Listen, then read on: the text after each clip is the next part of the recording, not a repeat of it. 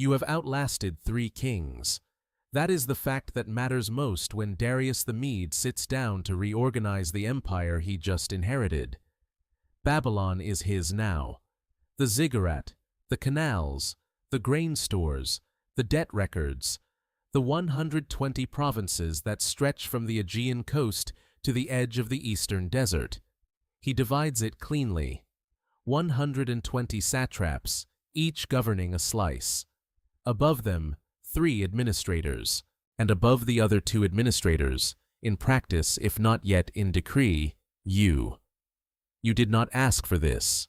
You have never asked for anything in this court except the thing they cannot give you, the city you were taken from.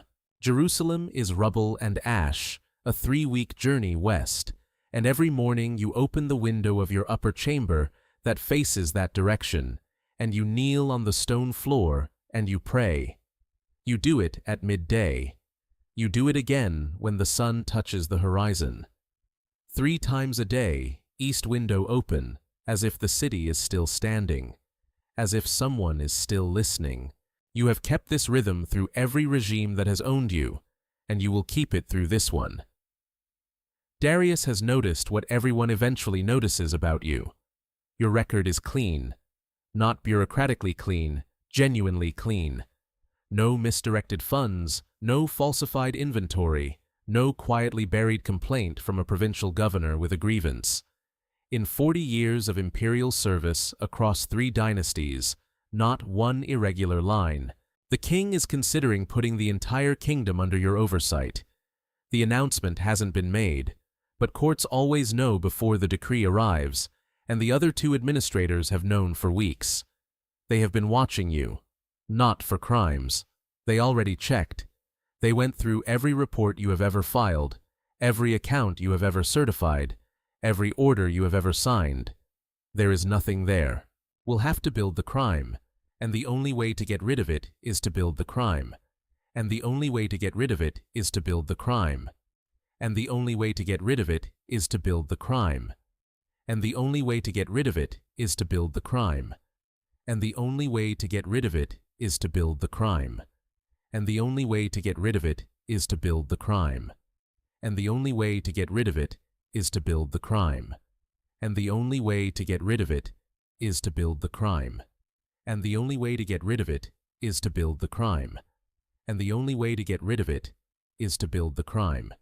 And the only way to get rid of it is to build the crime. And the only way to get rid of it is to build the crime. And the only way to get rid of it is to build the crime. And the only way to get rid of it is to build the crime.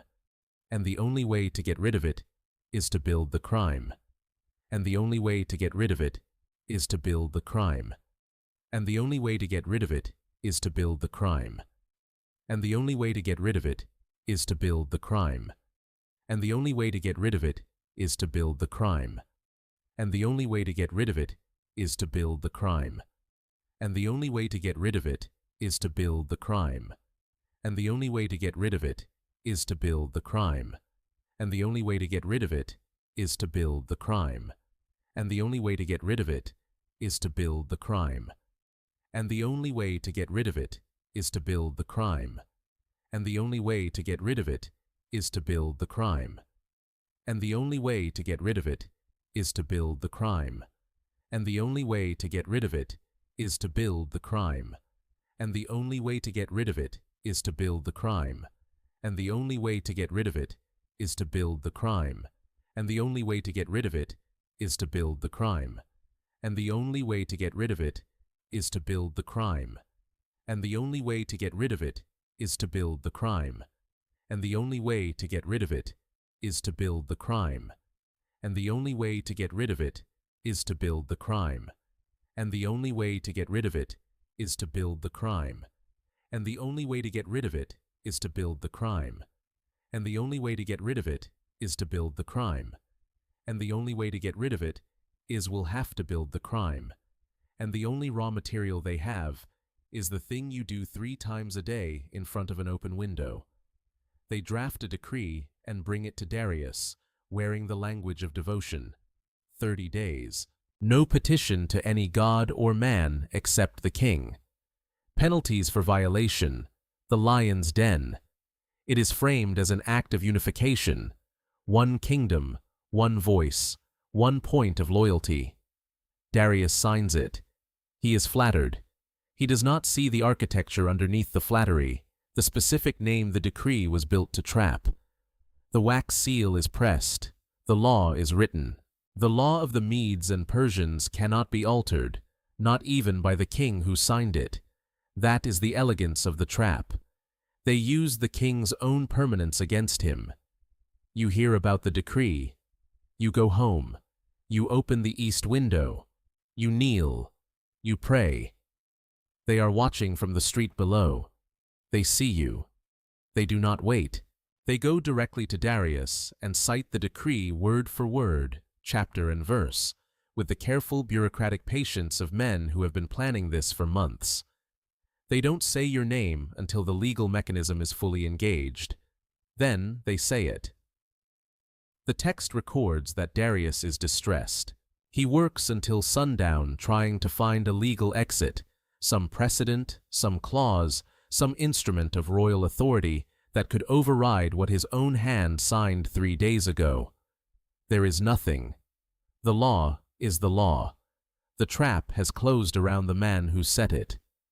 Darius cannot save you, not because he lacks the will, because he exercised it. He gives the order. Before they take you, he says something that is not quite a promise and not quite a prayer. May your God, whom you serve continually, rescue you. He says it the way a man speaks, when he is no longer certain how the world works. You don't plead. You don't invoke the 40 years, the clean record, the injustice visible to anyone who cares to look. There is no speech. The stone is placed over the mouth of the den. Darius presses his own signet ring into the wax, and his nobles press theirs beside it. Each seal a witness, each witness a lock. The closure is official, irrevocable, ringed in the marks of every man who could have stopped this. Then the dark. The den is not a metaphor. It is a hole in the ground, stone on all sides, and the smell of old blood and dry earth and something that breathes in the blackness. The lions are real. You have no sword, no plan, no political leverage, no allies with access to a signet ring. Everything that has kept you alive in this court for 4 decades, your record, your competence, your value to the regime, is useless here. You have never had control. Not since the day they marched you out of Jerusalem. You have only ever had faithfulness, and faithfulness does not negotiate with lions. The night is long. Above you, in a palace that is suddenly enormous and hollow, Darius lies awake. No food is brought. No music is played. Sleep will not come. The most powerful man in the empire is performing, involuntarily, the same posture as the man in the pit, waiting, fasting, stripped of the ability to act. His luxury is a different kind of den. His power has no door that opens onto this particular dark. 2 men wait out the same night for the same reason, separated by stone and rank, and one signed decree. At the break of dawn, Darius runs to the den, a king running. It is not ceremonial. It is not a formal inspection. It is a man in expensive linen covering ground as fast as his legs will carry him, and the urgency of it undoes the whole grammar of royal dignity. He reaches the stone.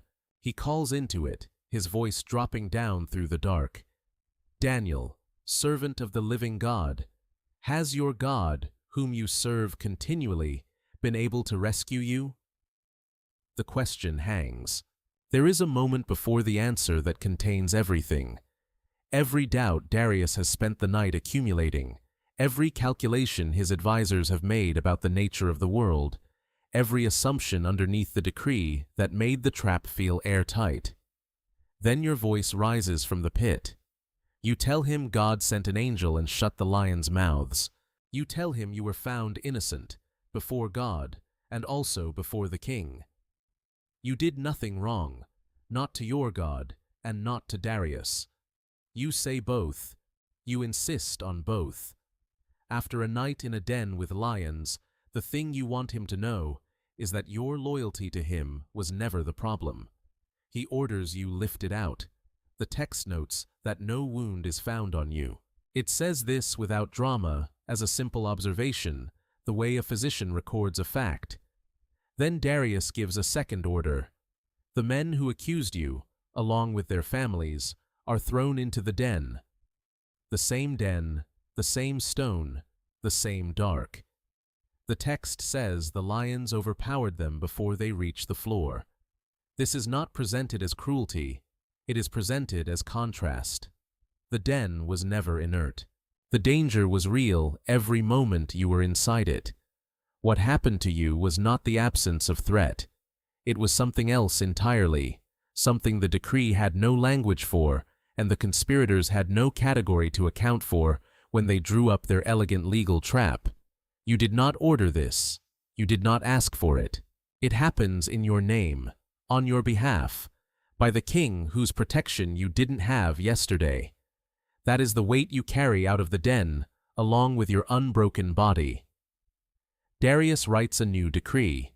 It goes to every nation, every language, every corner of all 120 provinces. He writes that the God of Daniel is the living God, enduring forever, delivering and rescuing and performing signs and wonders. He uses the language of permanence, the same language his earlier decree used when it said the law of the Medes and Persians cannot be altered. He is writing a new kind of law now, or trying to, with the vocabulary of a man who witnessed something he cannot file anywhere. Every satrap who signed the conspiracy will have to read it. You prosper. That is the word the text uses. Injustice and its reversal. You are still injustice and its reversal. You are still the administrator, still reviewing provincial reports, still certifying accounts, still the institutional memory of an empire that erased your homeland. Tomorrow you will open the east window. You will kneel on the same stone floor. You will pray toward the same ruins. Jerusalem is still rubble. Your people are still in exile. The lions' mouths were shut, and you still wake up every morning in Babylon. The den did not give you back what was taken. It only confirmed what was already true, that the faithfulness was real, that the cost was real, and that surviving it does not resolve the grief underneath it. The trap was perfect, legally airtight, bureaucratically sealed, built from the one thing about you that could not be hidden or changed. The conspirators calculated correctly about everything except the variable they refused to include. And that variable did not make the lions disappear. It just shut their mouths. The danger was present every second. That is the part the decree cannot fully say, and the text does not explain. Not what the angel did, or how, or why, but only that in the one condition where nothing you had could protect you, something else did. You close the east window as the sun sets over a city that will never be your home. Every generation that has ever had to decide whether integrity is worth what it costs has read this story and found themselves in the den before they found themselves in the answer. If you want to see more, click the video on screen now.